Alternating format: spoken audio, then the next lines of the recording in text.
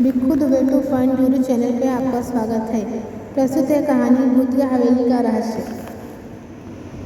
अध्याय 1।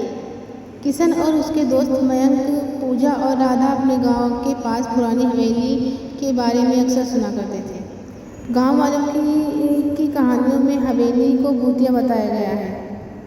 लोग कहते हैं कि कई साल पहले एक परिवार रहता था, लेकिन एक रात अचानक गायब सा हो गया।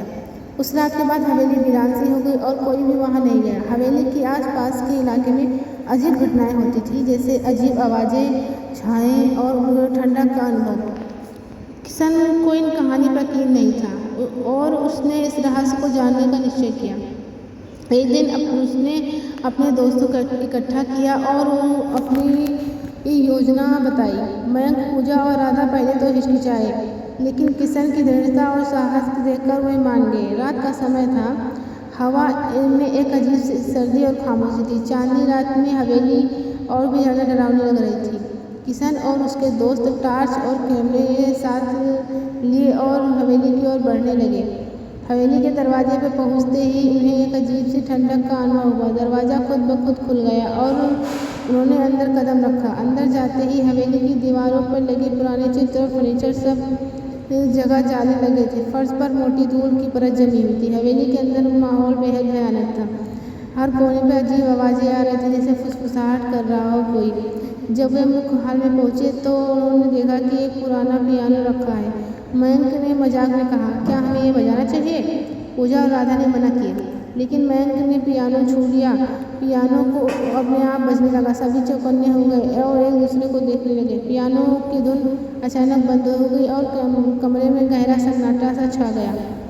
तभी एक साया उनके सामने प्रकट हुआ। साया धीरे धीरे उनके पास आ रहा था और उनकी आंखें अंगारे जैसी जल रही थी। उनका चेहरा विकृत और डरावना था, जैसे ही किसी ने उनको जला दिया हो। किशन और उनके दोस्त के दिलों की धड़कन तेज हो गई। साया पास आते ही ठंडक और भी बढ़ गई।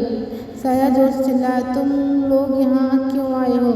इतनी आवाज़, इतनी चीख और भयानक थी कि सबके कान सुन्न हो गए थे। डर के मारे किशन और उसके दोस्त चीखते हुए भागने लगे। वे हवेली से बाहर निकलने की कोशिश करने लगे, लेकिन दरवाज़ा बंद हो चुका था। साया उनके पीछे पीछे आ रहा था और कह रहा था कि तुम लोग वापस आओ या मैं तुम्हारे सपनों में आकर तुम्हें सताऊंगा।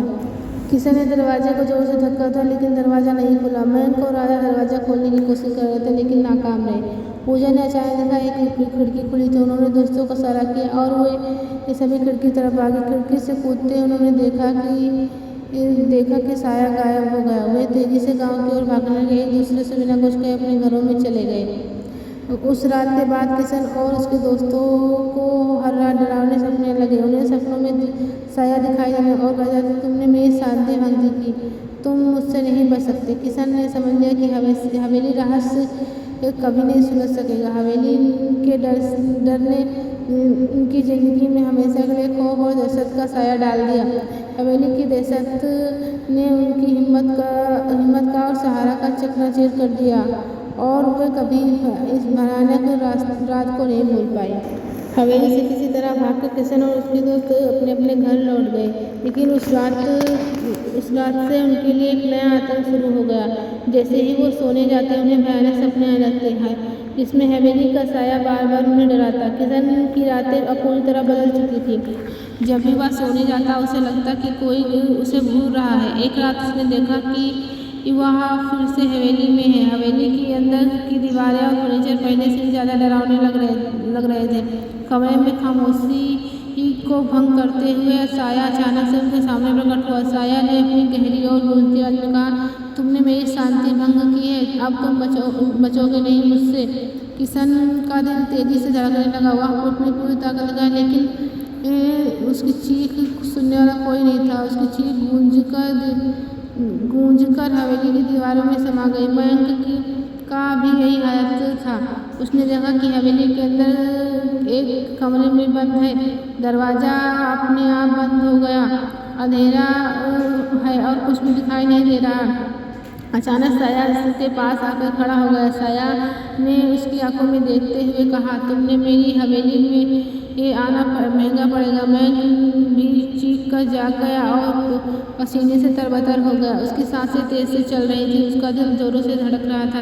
पूजा और राधा का भी यही हाल था। वे दोनों हर रात वही सपना देख रहे थे। पूजा ने देखा कि हवेली के कोने में खड़ी है, उसकी टार्च की रोशनी कमजोर हो रही थी और उसने महसूस किया कि उसके पास कोई आ रहा है। साया उसके पास आकर कहा, तुमने मेरी आत्माओं को भंग किया है। पूजा डर के मारे कांपने लगी और चीख हवेली की खामोशी में खो गई। राधा ने देखा कि हवेली के अंदर एक भयानक कमरे में बंद है। कमरे की दीवारें अजीब गरीब चित्र बने हुए हैं, जिनमें भूत प्रेत और तांत्रिक अनुष्ठानों के दृश्य थे। साया ने उनकी ओर घूरते हुए कहा, तुम्हारी यह गलती कभी माफ नहीं होगी। राधा ने चीखा और उसकी नींद खुल गई, लेकिन उसके सपनों में डरावना साया हमेशा साथ रहा। इन सपनों में किशन और उसके दोस्तों की नींद छीन ली। वे हर रात इस डर से जी रहे थे कि अगला सपना कितना भयानक होगा। उनकी मानसिक स्थिति खराब हो रही थी। वे समझ नहीं पा रहे थे कि समस्या का हल कैसे निकाला जाए। एक दिन उसने फैसला किया कि गांव के बुजुर्ग पंडित से मिले, जो इन सब मामलों को विशेषज्ञ मानते। पंडित जी ने उनकी बात सुनी और कहा, यह साया हवेली की बुरी आत्माओं का है। उसे मुक्त कराने के लिए तुम्हें विशेष अनुष्ठान करना पड़ेगा। पंडित जी ने उन्हें एक खास मंत्र बताया, अनुष्ठान विधि बताई। उस रात किशन और उसके दोस्तों ने हवेली के पास एकत्रित थे। उन्होंने पंडित द्वारा बताई गई विधि की और मंत्र का जाप किया और अनुष्ठान विधि पूरी निष्ठा से साध में। हवेली के अंदर से एक भयानक आवाज आई।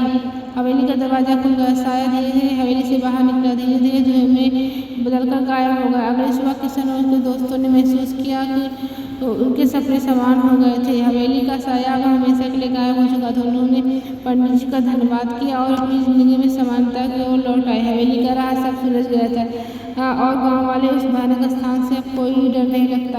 किशन और उसके दोस्तों ने सीखा, कभी हमारे डर हमारी हिम्मत है से ज़्यादा नहीं है। बस हमें उन्हें समझने और उनका सामना करने की ज़रूरत है। उन्होंने अपने साहस और एकता के साथ भयानक साया को हमेशा के लिए खत्म कर दिया और नई शुरुआत की।